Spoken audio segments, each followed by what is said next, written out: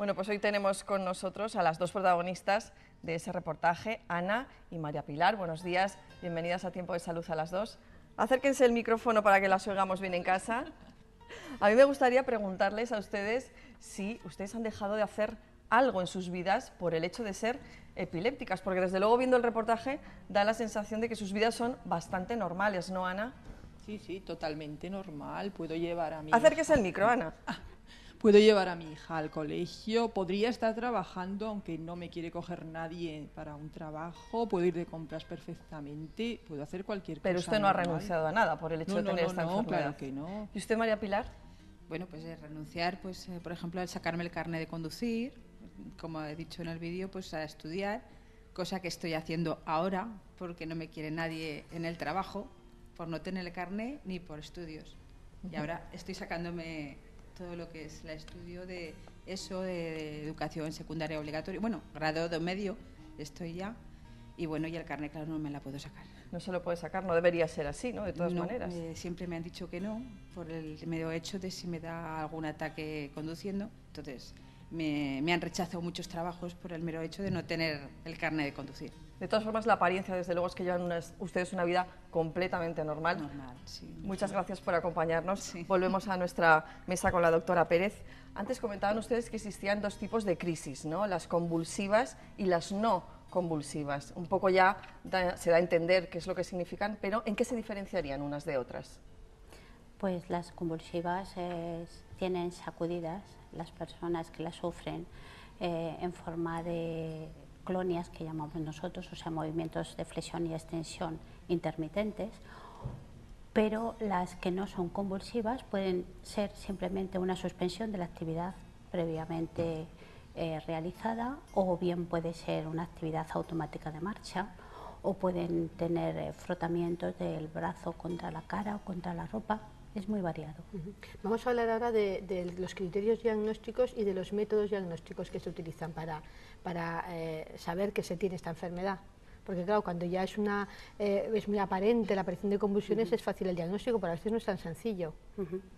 Bueno, lo principal es que tengamos los datos de un observador tranquilo, a ser posible, que se fije en todos los detalles, que no se ponga nervioso, que pueda atender la crisis para evitar los traumatismos que se pueda causar una persona que ha caído al suelo y está sobre un plano duro, pero que al mismo tiempo pueda observar todo y transmitírselo al médico, ¿no? Cuando ya tenemos esos datos por historia, pues después será necesario hacer un electroencefalograma, y si se sospecha que hay una causa, que hay una lesión estructural como razón de esa epilepsia, pues entonces se harán otras pruebas de neuroimagen, se hará un escáner o una resonancia magnética o incluso un SPECT. La epilepsia suele tener las etapas más críticas tal vez en la infancia y en la adolescencia, ¿no? Sí, son los dos picos mayores de incidencia, ¿no? Antes de la pubertad y después de los 65 años, pero realmente la epilepsia se presenta a lo largo de toda la vida, o se puede presentar, sobre todo la que es sintomática de lesiones. Doctora, hemos recibido una consulta muy interesante sobre epilepsia, la escuchamos. Hola, buenos días.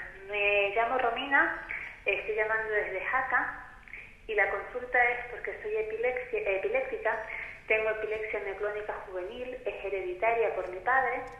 Actualmente tengo 24 años, estoy embarazada, tengo 3 meses y medio, y la pregunta era que durante el embarazo me he sentido muy bien y he decidido suspender la medicación. Y mi miedo es que ante el embarazo tenga alguna crisis, alguna convulsión con pérdida de conocimiento y demás, y si puedo tomar la medicación inmediatamente, y cómo puede afectar al bebé. Y de no tener ninguna crisis ante el embarazo, si después del embarazo empezase a tener crisis y me dio la inclinación de tomar la medicación, si yo le podría dar el pecho al bebé. Esa es mi pregunta. Muy amable, gracias. Gracias a Romina, que nos llamaba desde Jaca. Lo primero, enhorabuena por ese embarazo, y lo segundo, que está usted de suerte porque la doctora Pérez es precisamente especialista en embarazo y epilepsia. ¿Qué le podemos contestar? Dice que ha dejado la medicación, que se encuentra bien, pero quiere saber si puede tener alguna crisis y sobre todo si después puede dar el pecho a su bebé. Pues es una pregunta y una ocasión especial, ¿no? Esta que me brinda la televisión, porque durante muchísimos años, desde el año 87, estamos proponiendo en nuestra consulta de embarazo y epilepsia del Hospital Miguel Servet una formación y una información a las pacientes, a sus familiares y a los médicos de salud, de centros de salud, para que comprueben que existen ya todos unos protocolos desde hace mucho tiempo que son de aceptación mundial y que se basan en la información que se consigue de muchos embarazos que son seguidos por especialistas interesados en epilepsia y embarazo. ¿Y lo que dicen respecto a las crisis durante el embarazo y respecto a la lactancia? Se confirman todos los estudios previos. La persona cuando se queda embarazada ha pasado el tiempo más digamos importante de la formación del feto, o sea que cuando se entera de que está embarazada pues ya se ha cerrado, por ejemplo, el canal neural, que ocurre a los 28 días.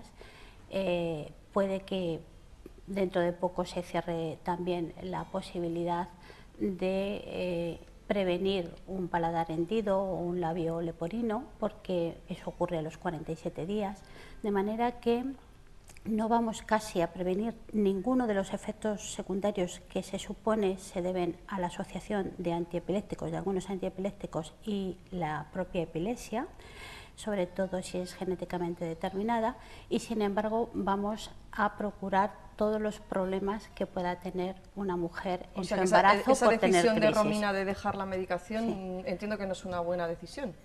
No se debería de haber producido.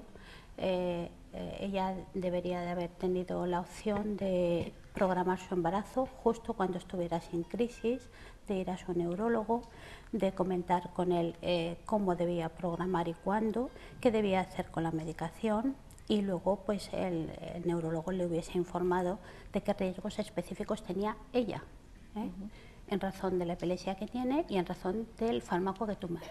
Doctora, en cualquier caso, un problema que supongo le pasará a Romina, le pasará a mucha gente, ¿no? ¿Qué hacemos si nos encontramos ante una persona con una crisis epiléptica? ¿Cómo debemos actuar? Porque en las películas yo creo que todos hemos oído alguna vez eso de que no se muerda la lengua, ¿no? Pero ¿qué tenemos que hacer?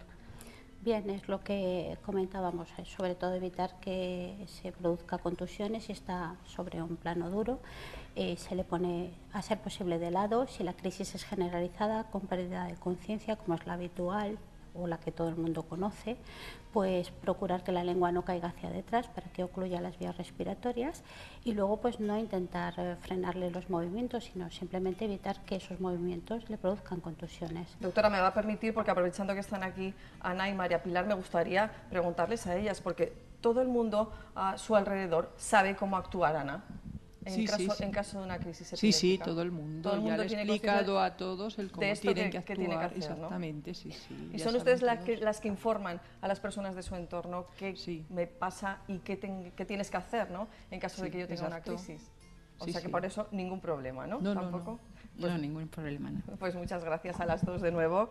Doctora, para terminar, hemos escuchado que alrededor del 60% de las personas que tienen epilepsia, pues con estos antiepilépticos, con estos medicamentos, no vuelven a tener ninguna crisis en su vida. ¿Cómo son estos tratamientos? Tan buenos, la verdad. Bueno, a nosotros nos gustaría que tuviéramos más efectividad todavía, que no solamente fuera esa proporción, sino que fueran casi todos los que pudieran quedar libres de crisis, pero lo mejor que estamos teniendo en los últimos años es la disponibilidad de nuevos antiepilépticos que tienen bastantes menos efectos secundarios que los antiguos. Eso es lo más importante. Y por otra parte, pues yo creo que el conocimiento por parte de la población de cuáles son los riesgos a los que se enfrenta, cómo puede contrarrestarlos y cómo puede mejorar su calidad de vida. Una enfermedad mucho más llevadera de lo que parece. Doctora Pérez, muchísimas gracias por habernos acompañado y hasta pronto. Gracias.